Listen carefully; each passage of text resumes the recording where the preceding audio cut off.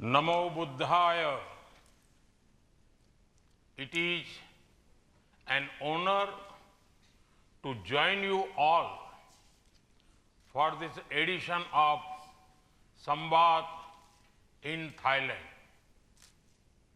Many distinguished institutions and individuals from India, Japan, and Thailand are working to make this event possible. I commend all of them for their efforts and extend my greetings to all participants. Friends, I take this opportunity to remember my friend Mr. Shinzo Abe. In 2015, the idea of SAMVAD emerged from my conversations with him. Since then, SAMVAD has traveled across various countries, fostering debate, dialogue, and deeper understanding. Friends, I'm delighted that this edition of SAMVAD is taking place in Thailand. Thailand has a rich culture, history, and heritage. It stands as a beautiful example of the shared philosophical and spiritual traditions of Asia. Friends, India and Thailand share deep cultural ties that span over 2,000 years. The Ramayana and Ramakien connect us. Our shared reverence for Bhagavan Buddha unites us. Last year, when we sent holy relics of Bhagavan Buddha to Thailand, millions of devotees paid their respects.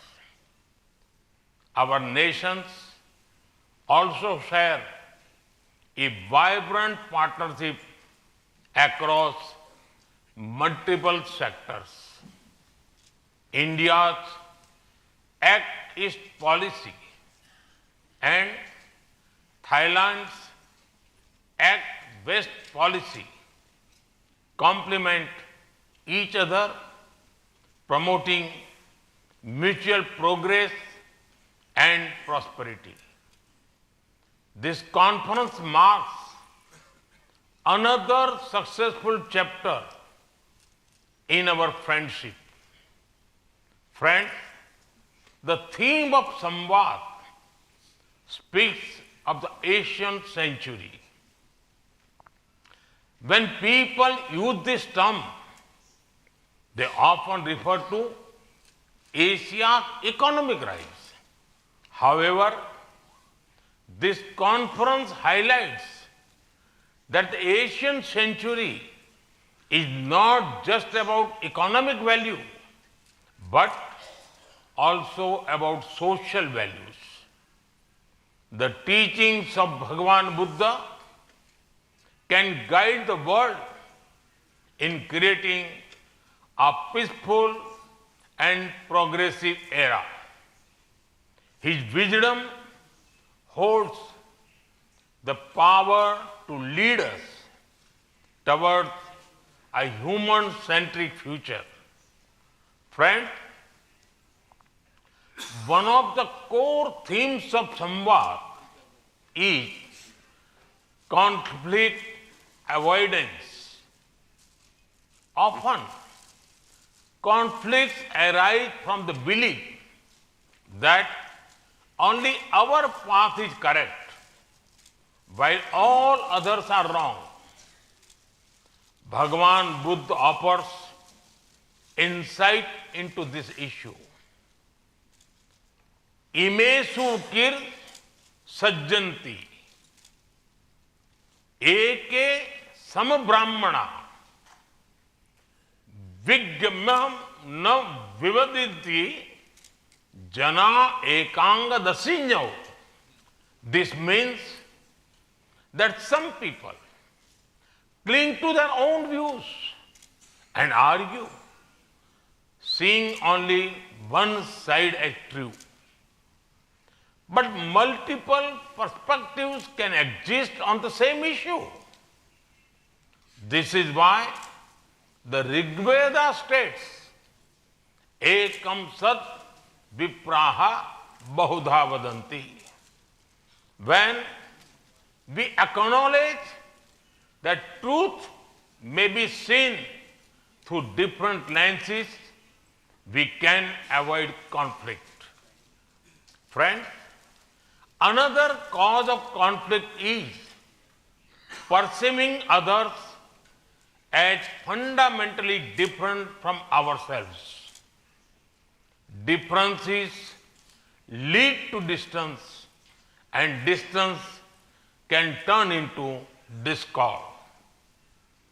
To counter this, a verse from Dhammapada states, Sabbe tasanti dandasya, Sabbe bhayanti machuno, Attanam upam kattva, na haneyana dhataye. This means that everyone fears pain and death. By recognizing others as similar to ourselves, we can ensure that no harm or violence occurs. If these words are followed, conflict can be avoided. Friends, many of the world's issues stem from taking extreme positions rather than a balanced approach. Extreme views lead to conflicts, environmental crises, and even stress-related health problems. The solutions to such challenges lie in the teachings of Bhagwan Buddha. He urged us to follow the middle path and avoid extremes. The principle of moderation remains relevant today and offers guidance in addressing global challenges. Friends, today conflicts extend beyond people and nations. Humanity is increasingly in conflict with nature. This has led to an environmental crisis that threatens our planet. The answer to this challenge lies in the shared traditions of Asia, rooted in the principle of Dhamma. Hinduism, Buddhism, Shintoism, and other Asian traditions teach us to live in harmony with nature. We do not see ourselves as separate from nature, but as a part of it. We believe in the concept of trusteeship, and as advocated by Mahatma Gandhi. When using natural resources for progress today, we must also consider our responsibility to future generations. This approach ensures that resources are used for growth, not greed. Friends, I hail from Vadnagar, a small town in western India that was once a great seat of Buddhist learning. In the Indian Parliament, I represent Varanasi, which includes Sarnath. Sarnath is the sacred place where Bhagavan Buddha delivered his first discourse. It is a beautiful coincidence that places associated with the Bhagavan Buddha have shaped my journey. Friends, our reverence for Bhagavan Buddha is reflected in the policies of our government. We have developed tourism infrastructure to connect important Buddhist sites as part of the Buddhist circuit. The Buddha Purnima Express special train has been launched to facilitate travel within this circuit.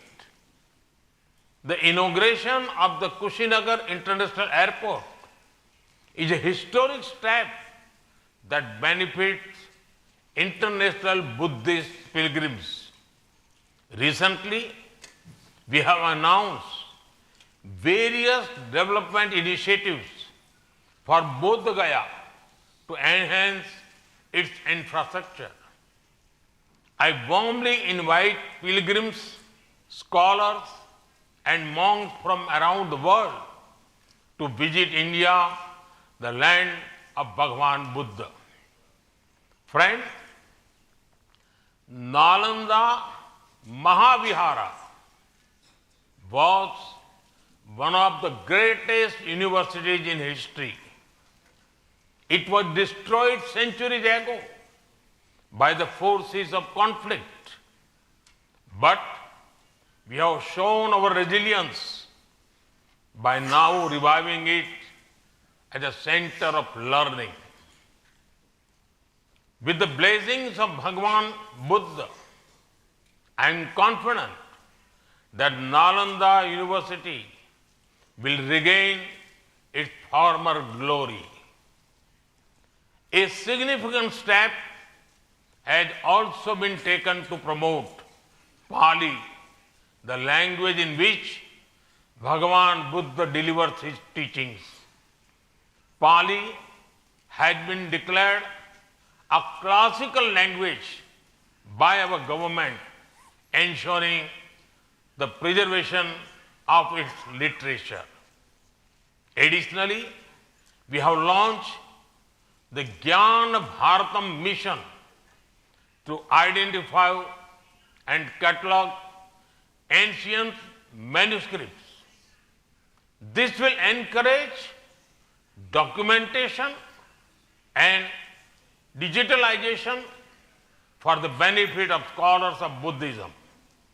Friends, over the past decade, we have collaborated with many nations to promote the teachings of Bhagavan Buddha. Recently, the first Asian Buddhist Summit was held in India under the theme, The Role of Buddha Dhamma in Strengthening Asia.